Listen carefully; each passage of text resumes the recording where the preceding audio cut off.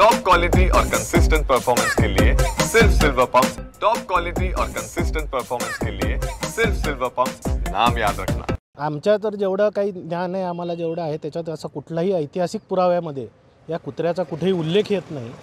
महात्मा फुल्यांनी जी काही समाधी शोधली, तो पोवाडा लिहिल्यानंतर त्या याच्यामध्ये कुठेही उल्लेख त्याचा आलेला नाही। याचा केवळ उल्लेख जो आहे तो राम गणेश गडकरी यांच्या राजसन्यास या कादंबरीमध्ये सापडतो।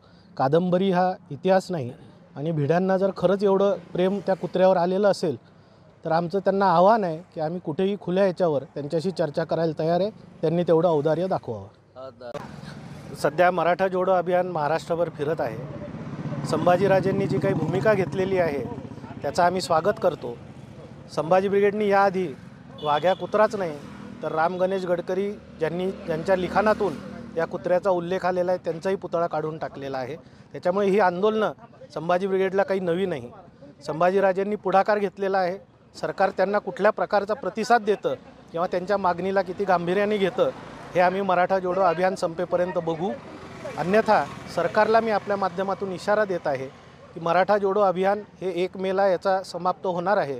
तोपर्यंत सरकारने तो काढावा। तो जर तोपर्यंत काढला नाही तर नंतर संभाजी ब्रिगेडच्या वतीने तो पुतळा निश्चितपणे काढला जाईल, एवढं आश्वासन मी आपल्या वतीने सर्व महाराष्ट्राच्या जनतेला, खऱ्या इतिहासाचा आग्रह धरणाऱ्या सर्व समस्त जनतेला देतो।